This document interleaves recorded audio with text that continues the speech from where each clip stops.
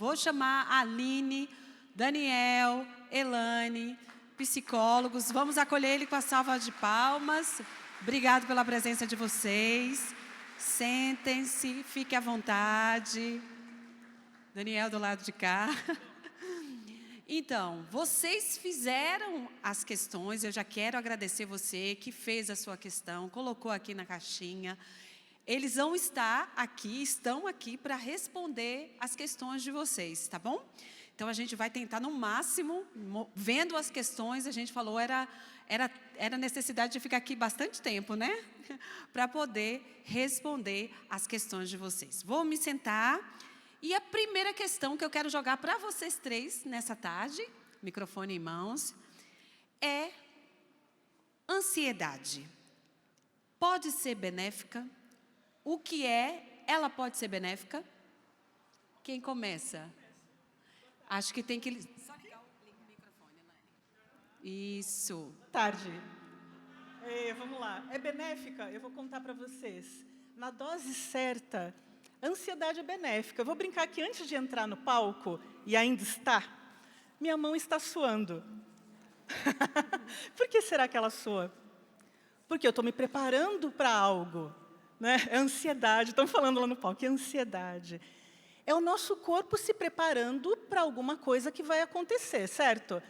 Já foi fazer alguma coisa pela primeira vez que você sentiu algo assim no seu corpo? A perna tremeu, a boca secou, né? A mão ficou úmida. Então, na dose certa, a ansiedade ela sempre vem como algo para te preparar para uma situação. Quando passa do limite, quando eu penso assim, meu Deus, eu vou subir no palco, eu vou tropeçar, eu vou cair. Então, eu começo a imaginar coisas que não existem. Então, é a sua cabeça trabalhando com medo que vai além da conta. Então, quando isso acontece, a gente diz que ela não é saudável. Então, complementos, né? Vocês querem complementar? E aí a gente tem que definir aquela ansiedade que ela é normal, ela é comum. Todos nós podemos viver alguma coisa de ansiedade durante o nosso dia, né? Agora, quando a gente começa a viver aquela ansiedade, como a Elaine falou, que ela é excessiva, que ela é prolongada, né? E um outro ponto, que ela começa a atrapalhar a nossa funcionalidade, ou seja, você passa a ter problemas para ir trabalhar, né? A sua cabeça não para de funcionar com aqueles pensamentos, como a gente disse hoje de manhã, os pensamentos catastróficos, né? Você passa a ter insônia, então uma série de coisas. Então aí essa ansiedade, ela já é um problema, e neste momento a gente precisa procurar uma ajuda. Então, essa ansiedade que a gente, aquele frio na barriga, como todos nós aqui estamos sentindo neste momento, diante de vocês, não é? Ela ajuda a gente a dar foco, ajuda a gente a prestar atenção naquilo que a gente precisa fazer naquele momento. É aquele medinho assim, que é saudável. Agora, quando essa ansiedade, ela passa a prejudicar demais a nossa vida, o nosso dia a dia, né? A gente fala que essa ansiedade ela é disfuncional, ou seja, ela já está atrapalhando a nossa vida, então aí ela já é excessiva. Só de dica, no acampamento da mente ansiosa de 2023 eu preguei esse tema. Então, para quem está acompanhando e para vocês podem entrar no nosso canal do YouTube também e pegar a pregação, que aí tem um material para vocês também. Ótimo. Fica aí a dica para você aprofundar mais sobre esse assunto. Daniel, hoje de manhã, falou sobre esse lugar que muitas vezes a gente se encontra. Ele nomeou, é o Egito. E várias perguntas foram feitas de como viver nesse local, o Egito da nossa vida. Daniel, uma pergunta. Se meu Egito é minha casa, minha filha, minha própria mente, como posso me libertar da ansiedade generalizada? Boa pergunta. Na minha pregação eu também disse que muitas vezes a libertação desse Egito ele vai ser aqui dentro, né? Você não vai abandonar a sua família, você não vai abandonar o seu trabalho, desde que, né, porque ele que paga as contas. É claro que existem, se você pode, existem trabalhos que de fato você precisa abandonar mesmo, tá? Agora, a grande maioria das pessoas precisa daquele trabalho, é o seu ganha-pão. E a sua casa também. E aí eu falei que esse Egito interno, a gente precisa se blindar, e aí seja na sua casa, dos parentes, das pessoas que vivem aí. Você precisa se libertar no sentido de criar mecanismos para se proteger dessas outras pessoas, seja quem for, que acaba influenciando, né, acaba sendo, vamos dizer assim, motivo, né, do seu estresse. Então você vai ter que cuidar de você. A Aline, inclusive, trouxe novamente na pregação dela, separar o que é meu e o que é dele. Essa primeira coisa, muitas vezes é difícil fazer essa libertação, porque a gente está muito junto da pessoa, principalmente dentro da nossa casa, mas a gente precisa estabelecer esse limite, seja quem for. Olha, isso aqui pertence a você, não é a mim. Depois você ter bons hábitos saudáveis, você mesmo, né, ter bons hábitos, você ter o seu momento de cuidado, você ter o seu momento que nem Jesus, ele em momentos muito específicos, ele saía para a montanha para orar, ele tinha o seu momento de descanso, o seu momento de intimidade com o Pai. Nós também precisamos desses momentos conosco mesmo. Você precisa cuidar do seu sono, você precisa cuidar da sua alimentação, você precisa muitas vezes deixar de se preocupar muito, como a Aline trouxe na pregação dela, você se preocupa, pega a preocupação de todo mundo.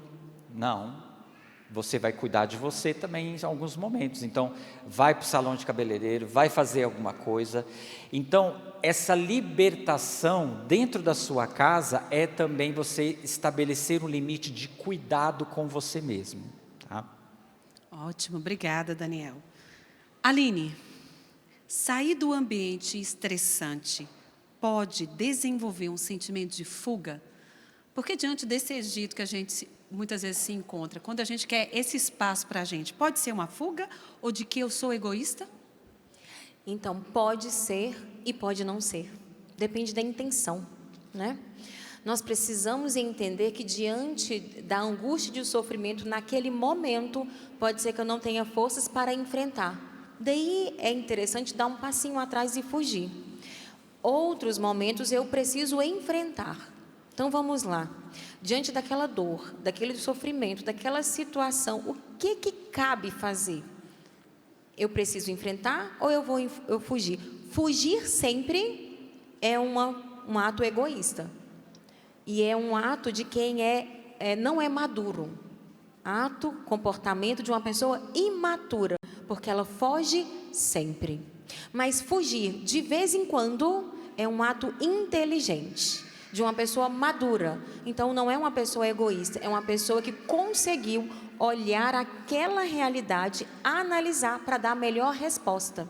Então a gente precisa entender que na psicologia o melhor comportamento, o comportamento mais maduro não é o que está nos extremos, é o que encontra o equilíbrio. Por isso que tem hora que eu vou frear, outra eu vou acelerar. Então quanto mais eu me conheço, mais eu sei colocar essa resposta. Uma pessoa que tem um problema e ela fica o tempo todo procurando coisas para fazer na rua, procurando coisas para fazer na paróquia, procurando coisas para fazer na casa da mãe, da amiga, isso é fuga. Agora, eu enfrento aqui, mas hoje está difícil. Hoje eu vou ali no salão, eu vou ali na casa da minha mãe, eu vou na casa de um amigo, eu vou no shopping. Aí não é fuga, porque hoje eu deparei com o meu limite. Né? É o que eu falei na minha pregação. A gente precisa reconhecer os nossos limites, não ficar parado no limite, mas reconhecer para saber o melhor momento de passar por cima dele ou respeitá-lo. Obrigada, Aline. Elaine, o que fazer para amenizar o pensamento acelerado? Muito bem, eu acho que essa é a dúvida que muitas pessoas têm, né? Primeiro ponto, o que te acelera? Eu acho que é uma pergunta que você tem que fazer. A gente consome hoje um volume muito grande de informação, nós vemos coisas que nos aceleram. Os estudos mostram que até, por exemplo, para crianças, né, a quantidade de desenhos com extremos estímulos, som, enfim, o que a gente consome é um primeiro ponto. como eu encaro as coisas que eu tenho por fazer. Porque muitas vezes, por tendência, eu tenho o desejo de abraçar tudo ao mesmo tempo. Então, quando você tem isso, uma boa saída para te desacelerar é você começar a dividir as coisas por bloco, para que você comece a enxergar o que você precisa fazer. É muito mais, digamos assim, ansiogênico colocar muitas coisas na tua frente ao mesmo tempo, porque aí o teu desespero acaba sendo maior. Então, essa é uma condução também. E entender qual o estilo de vida que você tem. Às vezes, conversando com os pacientes, eu gosto muito de perguntar sobre rotina, né? E eu sempre começo a perguntar como começa a sua manhã. Como começa a sua manhã? E às vezes a gente já nota que a manhã já é muito afobada, com muitas coisas, com falta de horário. Então, a própria ordem, ela é um elemento que vai nos ajudar na condução da nossa vida menos acelerada. Claro que aqui, né, eu não estou falando de uma mente que tem TDAH ou que já vive uma ansiedade, mas isso acho que é o primeiro passo que a gente poderia chamar de uma higiene para nos precaver, né, para nos proteger de uma ansiedade doentia, como está sendo colocada aqui. Obrigada. Agora é a hora de jogar a pergunta, vocês três vão responder, tá bom? Uma pessoa pode ter uma crise de ansiedade dormindo? É normal acordar com palpitação no meio da madrugada, mesmo no momento de descanso? Aí, nesse caso, a pessoa ela já tem pânico. Uma pessoa que tem um diagnóstico do transtorno do pânico, ela não precisa necessariamente ter um gatilho. Ela pode estar em repouso, ela pode estar dormindo, ela pode estar bem tranquila e vir, né? Porque o próprio organismo já desenvolveu isso. Então, a mente dela não descansa nem mesmo quando ela dorme. Quando é assim, é fundamental iniciar a terapia e se abrir ao atendimento psiquiátrico, porque pode ser que vai ser interessante entrar com a melatonina ou um indutor de sono para poder ajudar, porque o pânico já está instalado de uma tal forma que já está tendo prejuízo aí até mesmo no curso do sono, né? Mas isso pode acontecer, não é comum, e se acontece tem que ficar com um sinal de alerta, porque isso não é para acontecer, diz já de uma patologia que já está instalada e precisa ser cuidada. Existem alguns estudos que eles mostram assim, que algumas pessoas, elas têm o sistema nervoso, né, autônomo, mais sensível ao cortisol. O cortisol é aquele hormônio que nos deixa desperto ao longo do dia, é o que a gente chama do hormônio do estresse, não é? É aquele hormônio bom que deixa a gente fazendo coisas ao longo do dia. Então, o que é o natural? É que por volta das 7 horas da manhã, o cortisol no nosso organismo ele vai subindo, você vai ficando desperto ao longo do dia, não é? Quando o sol vai se pondo, vai entrando à noite, a tendência do cortisol é baixar, não é? E aí vai baixando o cortisol, vai aumentando a melatonina, que é aquele hormônio que avisa o nosso corpo que é hora de descansar e dormir. Esse é o sistema que a gente chama de, né, é o sistema de vigília, não é? A gente fica de vigília e de sono, né? Acontece que algumas pessoas que já têm essa questão do pânico, né, e do transtorno de ansiedade, ela tem o seu sistema nervoso autônomo mais sensível ao cortisol, ao estresse. E existe um período da manhã, né, durante o sono, que esse cortisol ele começa a subir quando a gente ainda está dormindo. E algumas pessoas podem acordar com esse ataque. O organismo nosso, ele interpreta essa subidinha do cortisol, interpreta já como um perigo, tá? E aí você acorda com aquela sensação, né, de o coração batendo forte, aquela sensação de pânico. Mas por quê? Como a Aline disse, porque já existe, né, um problema aí de ansiedade instalado, de transtorno de ansiedade instalado, ou seja, o seu organismo já está tão sensível ao estresse que ele começa a disparar enquanto você está ainda dormindo, entende? Então isso varia muito de pessoa para pessoa, tá? Não é que todas as pessoas com transtorno de ansiedade vão ter este fenômeno durante à noite, mas isso pode acontecer. Então, se acontecer, você já sabe que é preciso você procurar uma ajuda, uma ajuda inclusive psiquiátrica, né, para que isso não volte a acontecer. Elaine, quer acrescentar? Não, está completo, e até eu digo que uma coisa que pode acontecer é que se você teve, por exemplo, episódios na madrugada, às vezes por tendência ou pela própria preocupação do seu organismo, você já vai dormir imaginando, ei, pode ser que aconteça. Então, assim, essa tendência que a coisa volte a acontecer em mesmos horários, sei lá, tive um episódio de pânico indo pegar um avião. Eu vou viajar. Pronto. Então, parece que liga ali um botão, como a gente brinca, né? E parece que aquilo vai acontecer novamente. Então, essa coisa da madrugada, ela pode vir também por conta disso, tá? Obrigado. Quero aproveitar, né, porque a gente está aí nessa condição física, falando de como a ansiedade afeta o nosso físico. Então, tem uma outra pergunta também linkada a isso, fica aí para vocês três. Um alto grau de ansiedade pode reagir negativamente do corpo? Exemplo, tenho disfunção intestinal com frequência e diarreia quase frequente. Ou a ansiedade se manifesta corporalmente de alguma forma? Exemplo, minha mente é muito agitada, tenho esquecimento, lapsos de memória com frequência. Bom, a ansiedade ela tem dois grupos de coisas. Então, eu tenho preocupações, emoções, que vêm com a ansiedade, junto, né, no pacote, mas eu tenho manifestações físicas. O que acontece nessas manifestações físicas? Intestino.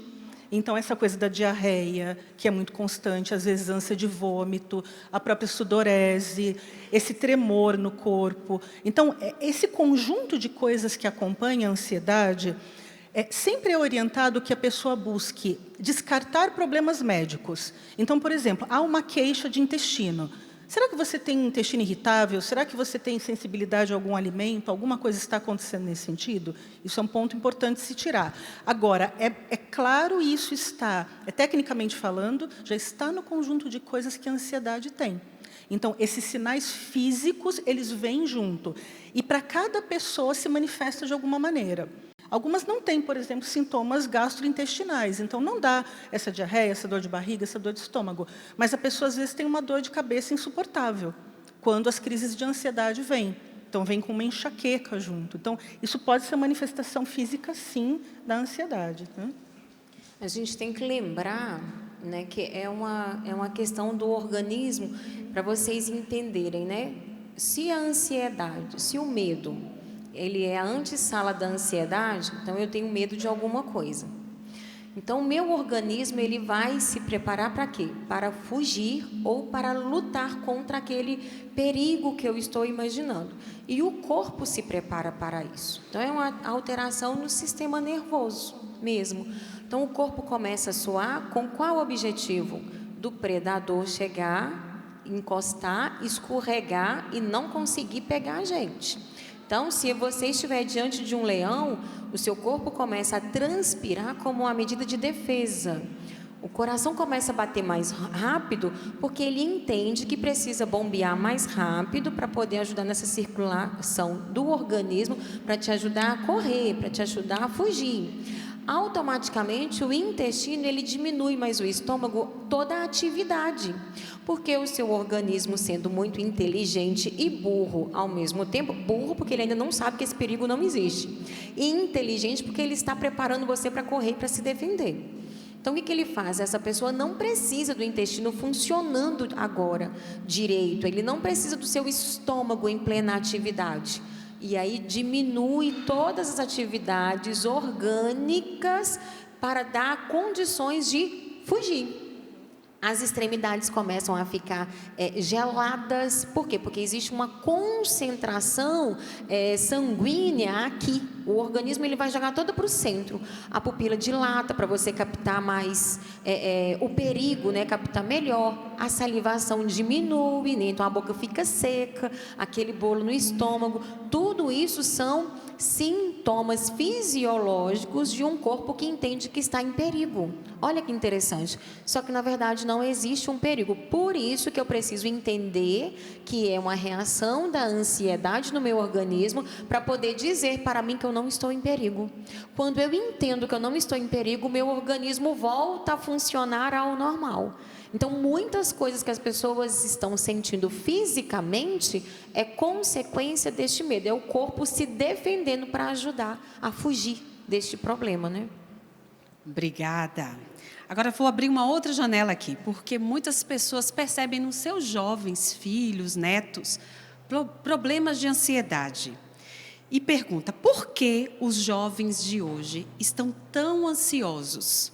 A pressão por desempenho, aparência e redes sociais tem impactado na saúde mental dessa geração? Totalmente. Não é? Total. Existe, inclusive, um dado que mostra que, a partir dos anos 2000 e, se eu não me engano, 2010, o índice de depressão e ansiedade em jovens universitários, essa pesquisa foi feita especificamente com jovens universitários. De 2010 adiante, a curva ela vai só subindo. Ansiedade e depressão em jovens. Subindo, subindo, subindo. O que aconteceu a partir de 2010? Silêncio. A invenção do smartphone. Não só a invenção, mas a propagação e a universalização do smartphone. Então, é o período onde as telas, elas entram, porque não só o smartphone, mas entre o smartphone, como a Elaine colocou, a hiperestimulação, não é? O excesso de informação, o que eu trouxe na minha palestra de manhã, o fator comparativo, que é um dos fatores de ansiedade e depressão na juventude, principalmente. Você imagina um adolescente, e o adolescente, ele está criando a sua própria identidade, não é? A gente costuma dizer na psicologia que a identidade do adolescente, ela é grupal. Você vê que os adolescentes, eles andam em bando, assim? Anda tudo juntinho, né? Assim, em grupo, em bando. Por quê? Porque a identidade dele está no grupo. Então, esse fator comparativo, por exemplo, no adolescente, é muito forte. A comparação estética. Você vê essas coisas, e por isso que eu digo, os pais precisam estar, né, vigilantes na questão da internet com os filhos, porque eles se comparam, eles começam a entrar em, como que é o nome? Desafios da internet, né? Eles vão entrando em desafio. Por quê? Porque para eles é muito mais importante o que a turma fala do que o que os pais falam nessa época. Então é um período principalmente agora, é um período onde esses jovens, eles estão sentindo também, né, está cada vez mais cedo essa questão dos transtornos de ansiedade e depressão em jovens, principalmente em jovens adolescentes, não é? E aí entra uma questão, depois a Elaine e a Aline vai complementar também, o nosso cérebro, minha gente, o nosso cérebro é analógico, tá? A gente está na era da informação, mas o nosso cérebro ainda é um cérebro muito animalesco, de 150 mil anos atrás. O nosso cérebro não acompanha a evolução tecnológica como a gente está hoje.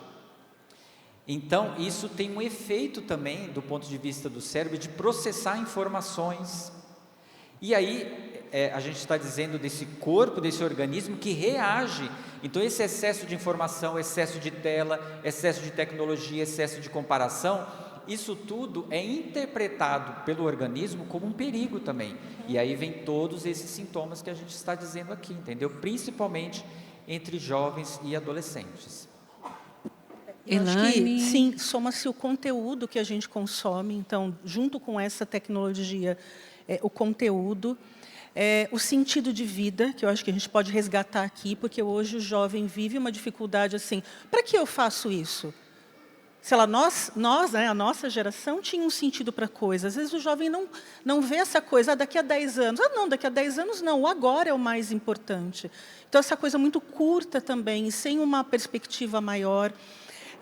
ao mesmo tempo que se vive em bandos ou em grupos, são grupos muitas vezes desprovidos de um afeto real, então de um cuidado. E isso é fato. Talvez os nossos bandos, na nossa adolescência, e na adolescência de muitos aqui, eram bandos que se cuidavam um pouco mais, que tinham um pouco de zelo. E isso a gente não enxerga muito nesse jovem. Isso também tem um impacto muito grande, né? Então, aquilo que a gente está construindo também, que está sendo construído para esse jovem com muito pouco sentido, muito desprovido de empatia e outras coisas que a gente pode refletir aqui a tarde inteira, a noite inteira, né? Eu lembro que eu li um livro que falava que a gente viveu essa transição, onde a gente saiu da era do brincar para a era do celular, né? Então, essa capacidade que o brincar traz a gente para a encarnação do real, né? Então, o celular leva a gente a viver uma desencarnação do real, né? Quanto é importante para uma criança, porque ela cresce na relação, na brincadeira, no real. E esse livro falava, hoje as nossas crianças precisam voltar a brincar. E voltar a brincar até sem supervisão de adulto, né? Porque eu lembro, quando eu era criança, que eu brincava de bandeirinha, na Bahia a gente fala baleado, né? Mas aqui em São Paulo a gente fala queimada. E as horas que a gente passava na rua. E a gente tinha que se resolver, né? Se brigasse, tinha que resolver. Se discutisse, tinha que resolver. A gente fazia as regras do jogo e se resolvia ali. Então, quando você tira a criança desse espaço, você está dizendo a uma pessoa, tirando dela a capacidade, muitas vezes, de se relacionar, de regular as relações dela, né?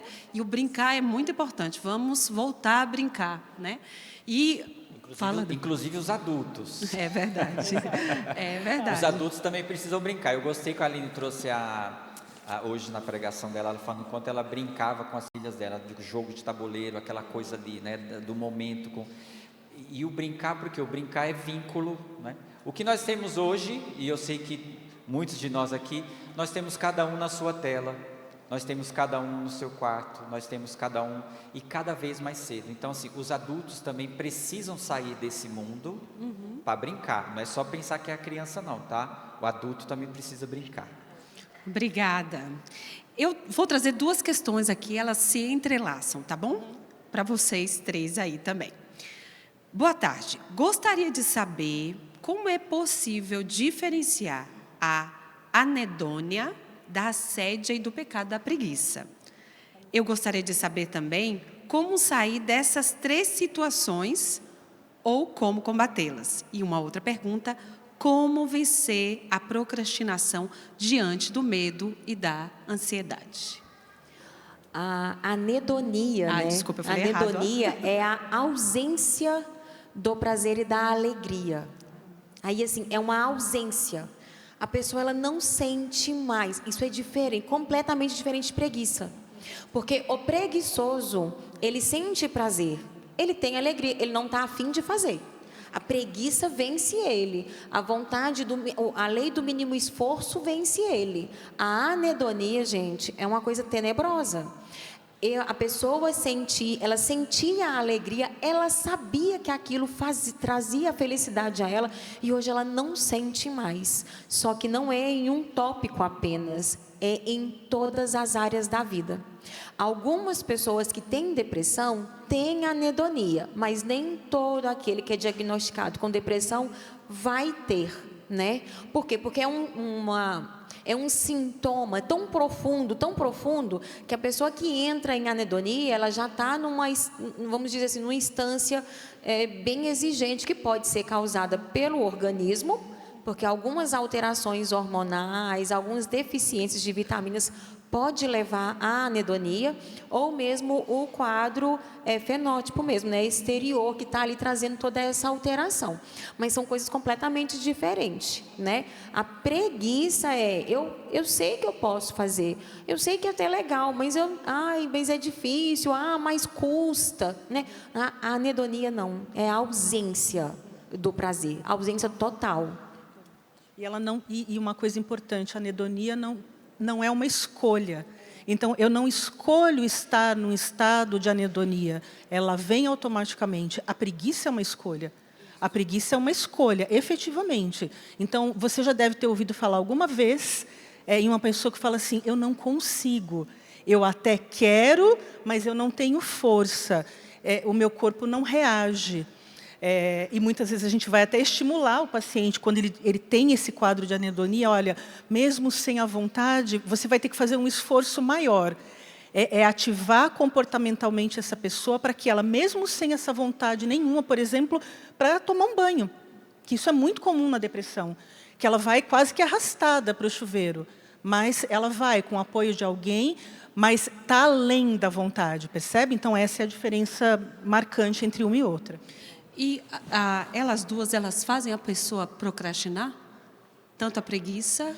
Faz, por quê? A anedonia, a pessoa ela não tem essa força, ela não consegue. Eu estou me lembrando de um caso que, assim, em um dos acampamentos, eu trouxe os elementos da natureza como regulador de humor, né? E eu uso muito isso, as pessoas que estão no litoral, é terapêutico, vai para a praia. Você não está afim, mas toma banho de mar, entra, mergulha, mesmo sem vontade. Faça isso pelo menos 3 vezes na semana. Se conseguir todos os dias, faça todos os dias.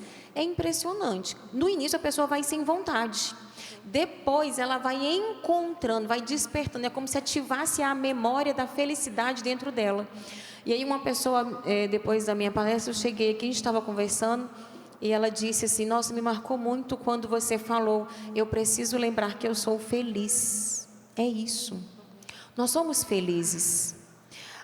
O atropelar da vida pode privar da gente das pequenas felicidades. E isso é o caminho que nos leva à anedonia. Só que a anedonia é muito mais profundo. Então, pode me levar à procrastinação? Pode, porque eu não vejo sentido. Quando eu vejo um sentido, eu faço. Eu faço não é porque eu acho que vai dar certo, mas é porque eu acredito naquela palavra que foi lançada.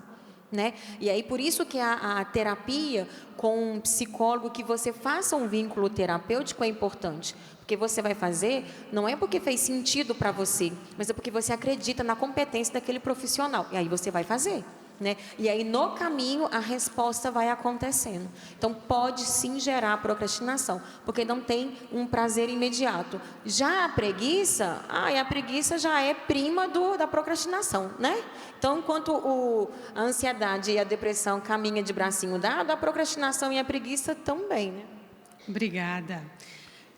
Uma questão. Gente, eu estou tentando aqui o máximo, viu? Não estou nem comentando, nem respirando para a gente conseguir responder todas as perguntas. Uma ótima questão aqui, fica aí para vocês três. Uma excelente profissional me indicou a fazer constelação familiar. O que é e a igreja é a favor disso? E qual a opinião de vocês? Não é um excelente profissional por ter te indicado fazer constelação familiar. Já tira o excelente da frente. Já tem que ser direto, né? Daniel, o que é constelação familiar? Primeira coisa, seria bom, né? A constelação familiar, eu esqueci o nome do fundador, se elas souberem aqui. A constelação familiar, ela é uma prática considerada terapêutica, né? Que mistura muito elementos, por exemplo, da cultura africana, né? Por exemplo, que trabalha muito com essa questão dos antepassados, não é? E aí o fundador, que inclusive era um padre, não é? Trouxe elementos dessas terapia dos ancestrais na África, né? E fez uma mistura, né, com alguns elementos da psicologia, e ficou essa questão da constelação familiar, né? A constelação familiar, ela imputa muito uma culpabilidade, não é? Uma culpa onde muitas vezes não existe. Então, aquela coisa, você está sentindo isso agora porque o seu avô lá atrás, vai trazendo uma coisa assim que... E aí você fala, meu Deus, eu estou carregando peso por causa de uma coisa que fizeram lá. Não tem nada a ver. Então, assim, do ponto de vista da psicologia, tá? Primeiro eu vou falar do ponto de vista da psicologia. Se eu não me engano, no ano passado, o Conselho Federal de Psicologia emitiu uma nota técnica, atenção, dizendo que nenhum profissional da psicologia pode trabalhar com constelação familiar, porque ela não é científica. Então, esse é o primeiro ponto. Não é uma abordagem psicológica com evidência, com base científica. E a ciência psicológica, ela é uma ciência, certo? Então, nenhum profissional. Então, se um psicólogo estiver com você, aplicando constelação familiar, ele está numa falta ética, tá? Esse é o primeiro ponto. E agora, e o que a igreja diz? Gente, a igreja não fica, né, colocando ali, fazendo uma listinha, né, porque não é uma função da igreja, mas a igreja acredita na ciência. Então, aquilo que é científico, a igreja aprova. Então, se não é científico, o que a igreja diz? Não aprova. Tá? Então, se tem uma base científica, não é, a igreja recomenda algumas coisas com cautela, mas, né, a igreja não fica ali aprovando abordagens psicológicas, tá? Mas só para vocês saberem, se um profissional de psicologia estiver trabalhando ou indicando constelação familiar, ele está numa falta ética, porque não existe evidências científicas deste tratamento, ok? Eu até trouxe aqui, peguei no site do Conselho Federal de Psicologia essa nota técnica. Isso é muito importante. A gente precisa aprender a entender quem está por detrás das informações, né? Tá, eu quero me submeter a uma técnica. Que técnica é essa? Quem é o autor? Como ele vivia? Qual é a origem? Aquele lugar que ele está vinculado, aprova ou desaprova? É aí. Se todas as respostas para essas perguntas for não, sai correndo, gente, né? Não vale a pena. Então, em 2023, o CFP trouxe essa nota. Aí eu vou ler um trechinho só para vocês entenderem. Foi elaborado a partir da revisão bibliográfica, então não é uma implicância do Conselho Federal de Psicologia, não é uma perseguição do Conselho Federal de Psicologia. Foi elaborado a partir de uma revisão bibliográfica e de entrevistas com a associação e com profissionais da psicologia e de outras áreas que adotaram a técnica da constelação familiar sistêmica. Aí tem muitas coisas, aí lá embaixo fala, a nota técnica também destaca que a sessão de constelação familiar pode suscitar abrupta emergência de estados de sofrimento ou desorganização psíquica e que o método não abarca conhecimento técnico suficiente para o manejo desses estados, o que conflita com a previsão do Código de Ética do profissional do psicólogo. Se nós estamos trabalhando com a promoção da saúde mental, se aquilo que eu encontro vai trazer um sofrimento que o próprio conselho não conseguiu encontrar manejos eficazes para resolver o problema, ele diz que é melhor se afastar, né? Então, assim, não é implicância, tá escrito, é só digitar lá no site do Conselho Federal de Psicologia. E esses estados emocionais que se alteram com a prática, isso que é uma coisa importante, porque se mexe em poucas sessões com estados emocionais que vão de 0 a 100. Então, basicamente, o que o conselho diz é, eu desestabilizo uma pessoa. Algumas pessoas falam assim, nossa, mas eu fui e fiz uma experiência fantástica. Pois é, você estava fragilizado, foram tocados em alguns pontos que podem coincidir com a sua vida, e talvez a pessoa nem consiga manejar aquilo depois, ou seja, ela te desestabiliza e depois você fica assim. Uma coisa é fato, quando nós estamos adoecidos, quando a gente está num estado onde a gente não tem resposta, se te disserem que você vai tomar água de batata e você vai melhorar, você melhora. Por quê? De forma sugestionável, não é? Você toma aquilo, e não é que tomei e melhorei? Não é? Todo mundo estava fazendo uma cara assim, foi, né? E outra coisa, né? Até como psicólogos, nós não podemos sugerir, por exemplo, medicação. Esses dias a pessoa virou para mim e falou assim, Elaine, prescreve para mim uns exames? Eu falei, então, deixa eu te contar uma coisa. Eu não posso prescrever exame. Ela, mas você não é médica? Não, não sou médica, eu sou psicóloga. E na nossa formação profissional, nós não podemos prescrever nada. Nada. Então, nem chá de camomila. Embora a gente fale assim, olha, para dormir é bom que você não tome café, é bom que você tome uma bebida quente, mas isso não é uma prescrição medicamentosa. Então, é só para te dizer que técnicas como essa, ou qualquer uma outra, podem entrar num campo da sugestionabilidade. Ou seja, eu pego uma pessoa frágil e ofereço a ela algo que parece uma solução mágica. E quem nunca quis uma solução mágica? Para melhorar o seu estado emocional, para emagrecer, para ficar mais forte, enfim, a gente busca muito isso, tá? Obrigada. Agora, essa aqui veio direcionada para o Daniel. Daniel, eu não consigo dialogar com minha filha mais nova. Parece que eu incomodo ela e seu esposo. Eu passo mais tempo fora de casa. A gente precisaria entender o contexto desse não consigo me dialogar, né? O porquê que você não consegue dialogar, né? Aconteceu alguma coisa entre vocês, algum conflito anterior? Sempre foi assim? Porque, pelo que eu entendi, a filha mais nova já é casada, certo? Não sei, né? Eu não consigo dialogar com minha filha mais nova porque eu incomodo ela e meu esposo. Ah, entendi. E eu passo mais tempo fora de casa. Então, esse mais tempo fora de casa é um pouco daquilo que a Aline falou. Muitas vezes você está fugindo do conflito e fugir desse conflito não amadurece e não resolve a situação. Então, assim, muitas vezes tem pessoas que elas fogem do conflito por vários motivos, e aí acaba que, como veio a pergunta, provavelmente se você perguntou isso é porque te incomoda. Então a pergunta, eu devolvo a pergunta para você, na verdade, né? Por quanto tempo mais você vai empurrar isso para frente? Né?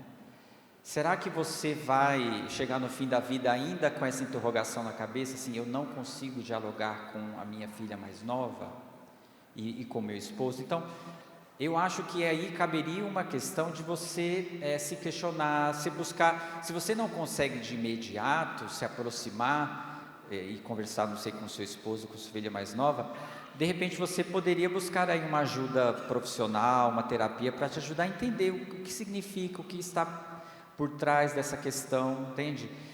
Eu só acho que essa fuga, né? Eu passo mais tempo fora de casa, isso não é benéfico para você, né? Porque você está entrando num comportamento evitativo, né? Você está fugindo da situação do conflito, e fugir também vai fazer com que você fique, né, com esse questionamento aí por muito tempo, e isso uma hora vai chegar no limite, tá? Então a minha orientação é: procure uma ajuda para entender o motivo desse conflito, porque aqui a pergunta ela é muito aberta, não é? O que te incomoda? O que aconteceu, né, nessa relação com essa filha, né? E, enfim, eu só acho que fugir não é o melhor caminho, tá? Para você, né, nesse caso aqui específico. Eu acho interessante porque a gente está vendo essa palavra fuga, né? Que a gente não pode fugir. Mas diante aqui, eu penso que vocês já responderam, mas em respeito a quem fez a pergunta, né? O isolamento pode ser uma resposta para evitar o convívio com certas pessoas e ambientes adoecidos. O que a gente faz diante de pessoas e ambientes adoecidos? Qual é a postura? O interessante é a palavra isolamento. Isolamento. Não é nem o restante do comportamento que está aí na pergunta, é a palavra isolamento. Quando eu identifico que o isolamento é a melhor resposta, diz de uma pessoa imatura emocionalmente, que não sabe lidar com conflitos, com as emoções, e que pode, inclusive, já estar em um processo de adoecimento, né? Porque o isolamento não é a melhor resposta. Tem pessoas que nós precisamos aprender a ter o distanciamento saudável, mas isso não significa isolamento. Isolamento é eu me isolo, eu evito qualquer tipo de relação com qualquer pessoa. Então é melhor ficar trancado no quarto. Ali eu como, ali eu fico, eu saio só para trabalhar e eu volto e a minha vida se dá ali dentro. Isso é o isolamento. Outra coisa é, tem determinados lugares que eu prefiro não ir. Então, isso não é um isolamento, é um comportamento evitativo que pode ser de saúde mental. Então, eu não me sinto bem nesta situação, mas em todas as outras da minha vida eu vou muito bem. Ok. Né? É uma blindagem, é um comportamento de segurança que pode te ajudar. Mas a palavra isolamento que me chamou a atenção. Porque se a pessoa começa a pergunta pelo isolamento, é porque ali já tem uma inabilidade de ter as relações sociais. Quando o Daniel trouxe a questão da brincadeira, né, da infância, diz disso, gente. Quando nós somos pequenos e nós estamos ali brincando, e agora na vida adulta a gente pode fazer isso sem ser com aposta, né? Durante as atividades lúdicas, nós somos capazes de aprender a fazer isso, a entender que esta reação diz daquele momento e não diz daquela pessoa ou de mim, e aí eu consigo me afastar e entender, né, e não entrar num processo de sofrimento. A distância de todas essas atividades e a distância da formação do nosso imaginário desta realidade trouxe um empobrecimento. E ali eu sempre acho que tudo é contra a minha pessoa. E sendo assim, é melhor eu ficar sozinha e isolado. Então, pode ser que exista um funcionamento psíquico que não está funcionando de uma forma adequada no caso dessa pergunta aqui. Alguém quer acrescentar? E essa justa distância, Aline, o que seria? É muito comum, eu não sei se vocês encontram isso, né? Aquela dúvida do honrar pai e mãe. É o maior sofrimento, né? Ai, meu Deus, mas então se eu faço essa distância, eu estou desonrando pai e mãe? Não, gente. Honrar pai e mãe é cuidar e dar assistência diante da necessidade, não é viver a vida do pai e da mãe. Né? Então, o distanciamento é isso. Quando nós vamos pegar uma realidade familiar, quando nós nos casamos, nós vamos formar a nossa família. Ali eu preciso ter o limite. O distanciamento saudável é isso. Até onde o outro vai entrar na minha vida, até onde eu deixo o outro interferir na minha vida. Opa, esta pessoa está interferindo demais, então eu preciso colocar um limite. Um limite você vai desviar o assunto quando você está conversando com a pessoa, você pode dizer com muita delicadeza e educação, olha, vamos parar por aqui que já não está legal. Distanciamento saudável, diminuir a frequência dos encontros com esta pessoa que está invadindo demais o seu espaço e entender se é uma invasão de fato ou se é você que tem uma dificuldade de ser exortado em algumas coisas, porque senão a gente pode confundir, né? Opa, eu tenho uma dificuldade de ser exortado, então quando vem e me chama atenção, eu prefiro manter o distanciamento saudável. Não. Pessoa madura e equilibrada, ela vai entender. Tem pessoas que querem invadir muito o nosso espaço, e aí não é legal. Ou, infelizmente, hoje nós vivemos numa sociedade muito adoecida. Pode ser que você se relacione com uma pessoa que tem um transtorno psicológico, um transtorno de personalidade, ou um transtorno de humor que te fere muito. Você tem uma dificuldade de lidar com a patologia do outro. Por causa disso, você livremente escolhe manter uma certa distância, que é o quê? Encontrar um pouco menos com essa pessoa. Porque você, quando se depara com essa patologia nela, por mais que seja sua mãe, por mais que seja seu pai, um amigo, uma amiga, até mesmo o esposo, né? Porque eu não fico 24 horas com a pessoa. Né? Eu saio para trabalhar, eu estou em casa, eu posso sair, eu estou dormindo, eu não fico 24 horas com a pessoa. Então, tudo isso vai trazendo desse distanciamento saudável. Obrigada, Aline. Daniel, vamos voltar para o Egito, tá? Ai, meu Deus, a gente está querendo sair do Egito, vocês estão querendo voltar. Não, a gente voltou para ele. Como sair do Egito em bom estado mental, Daniel? Quando você sabe que o outro está te manipulando? Eu dei aquelas dicas, vou começar pela parte de trás da pergunta, tá? Quando eu sei que o outro está me manipulando, não é? Quando você sempre está errado na relação, quando a culpa é sempre sua, quando você não tem liberdade de ser quem você é, você não consegue falar sobre você não tem voz, quando aquele relacionamento, aquela relação ali começa a te afastar das pessoas que você ama, Uma série de coisinhas aqui que a gente poderia ficar, inclusive, a tarde inteira falando aqui. Mas, no geral, quando você começa a se anular, como eu falava na minha palestra hoje, quando você começa a se anular para entrar, para caber naquilo que o outro quer que você seja, já não está bem essa relação, já não é saudável. Você precisa se anular para você caber naquilo que o outro... Isso acontece muito nos relacionamentos, né, nos relacionamentos românticos, tá? É por isso que a gente fala dos relacionamentos tóxicos. A outra pessoa, ela começa a projetar em você uma figura que você não é, e ela exige que você seja do jeito que ela quer que você seja, mas para ela e não você. E aí você começa a se anular, e obviamente se anulando você vai ficando triste, você vai ficando mais, não é, longe das pessoas que você ama, enfim, existem vários fatores aí. Qual que é a outra? Como sair saudável, né? Sair saudável. Nem sempre, como eu falava, a gente sai do Egito assim, oba, né? Nossa, né? Eu já atendi muitas pessoas que saíram de relacionamentos tóxicos, e como eu falei hoje na minha pregação, não é?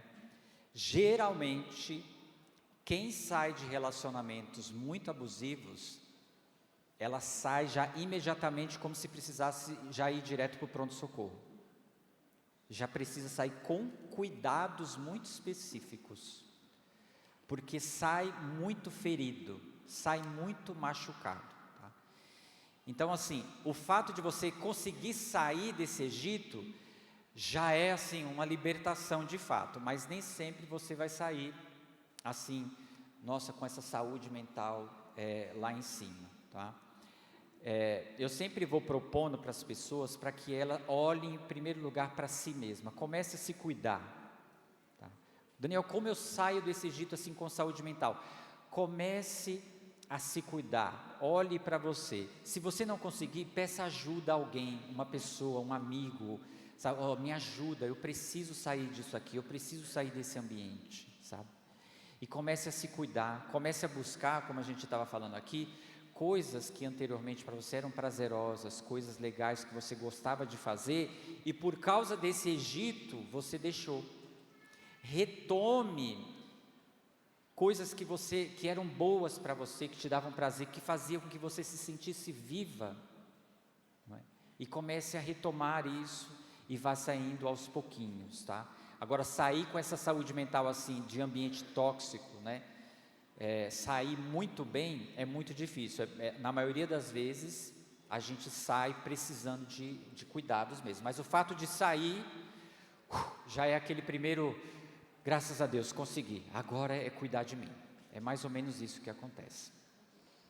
Elaine, minha esposa e eu, a pergunta, fazemos tratamento com psiquiatra e medicações. No caso aqui, eles citam que eles têm transtorno de ansiedade. Por que ainda há um grande preconceito com relação a esse tipo de tratamento?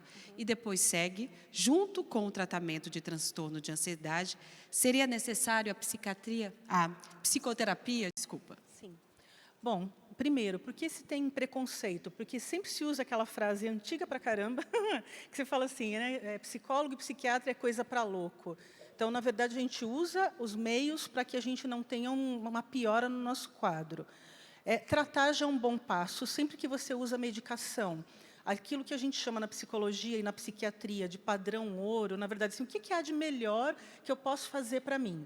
O que há de melhor é você usar a medicação quando necessário e fazer a psicoterapia para entender o que te levou àquele estado, como você sai dele, como você lida com essas emoções que estão fora do contexto. Então, isso é importante. Para entender se tem algum elemento familiar, por exemplo, que esteja te adoecendo, ou quais são as situações que te levam para o adoecimento. Então, assim, todo mundo consegue fazer psicoterapia e tratamento medicamentoso? Nem todo mundo. Algumas pessoas melhoram os seus quadros ansiosos apenas com a psicoterapia, isso é fato. Tem pessoas que precisam dos dois, e algumas pessoas apenas com a medicação aliviam, mas o ideal sempre os dois. Eu acho, muitas vezes, que você não precisa, eu falando, né? As pessoas todas da sua vida não precisam saber que você faz acompanhamento médico e medicamentoso e psicológico. Por quê? Isso diz da sua vida particular. Às vezes, o que te machuca e o que nos machuca é a gente ouvir os comentários. Fulana, você viu a fulana? Nossa, vai para o psiquiatra? Você viu fulana? Toma remédio. Ih, tarja preta. E como fala? É o sócio do CAPES.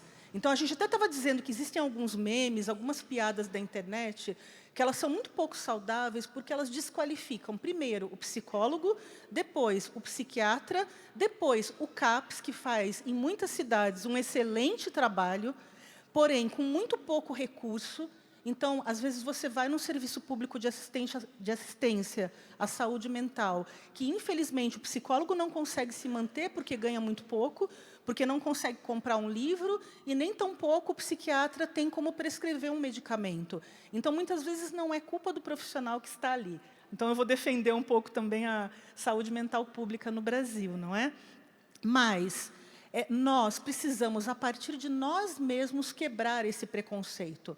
Ninguém adoece porque quer, ninguém vai ao médico porque quer, nem ao psiquiatra. Não é coisa de quem tem Deus ou quem não tem Deus, nem tampouco se pessoas com fé. Se fosse só a fé, claro que ela é um elemento, mas muitas adoecem. Então, a gente precisa trabalhar também essa consciência de que, assim como eu vou ao cardiologista, ao ginecologista, enfim, o psicólogo e o psiquiatra são um meio, ok? Gente, só um adendo aqui. A gente precisa entender o nosso cérebro. Ele é um órgão do corpo humano, sim ou não? Ele é um órgão do corpo humano.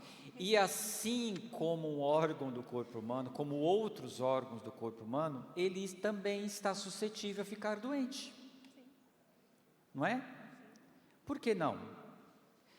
Porque uma pessoa vai no médico, o médico fala assim, olha, você está com a pressão alta aqui, não é nada muito grave, mas você vai precisar, né, tomar o seu remédio para você controlar isso aqui. Você vai ter uma vida absolutamente normal.